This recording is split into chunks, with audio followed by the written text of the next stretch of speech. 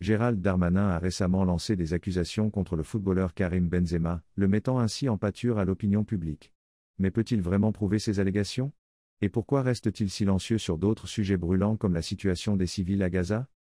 Les déclarations de Darmanin ont eu un effet boule de neige, entraînant des réactions en chaîne parmi les personnalités politiques. Une sénatrice a même demandé la déchéance de nationalité de Benzema. Nadine Morano a évoqué le concept de Français de papier. Éric Zemmour a tenté de créer un lien entre Benzema et un terroriste ayant commis un attentat.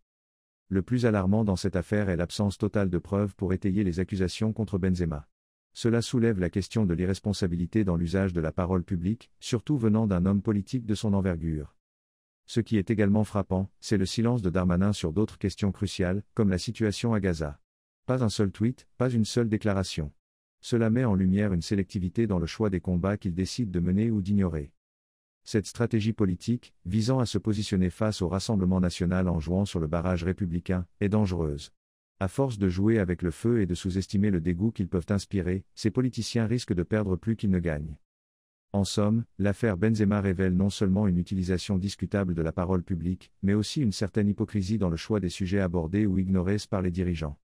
Il est devenu évident que d'autres personnalités publiques d'origine musulmane pourraient subir le même sort que Karim Benzema. Dans un contexte déjà tendu, la prudence aurait suggéré une approche plus mesurée, visant à apaiser les tensions plutôt qu'à les exacerber. Au lieu de jeter de l'huile sur le feu en ces temps délicats, il serait plus sage de chercher des moyens de calmer le jeu. L'escalade de la rhétorique ne fait qu'aggraver une situation déjà complexe, et il est temps de réfléchir aux conséquences de telles actions. En somme, la nécessité de l'apaisement devrait primer sur toute velléité de souffler sur les braises d'un feu déjà bien alimenté.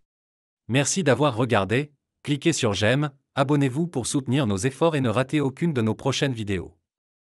Au revoir.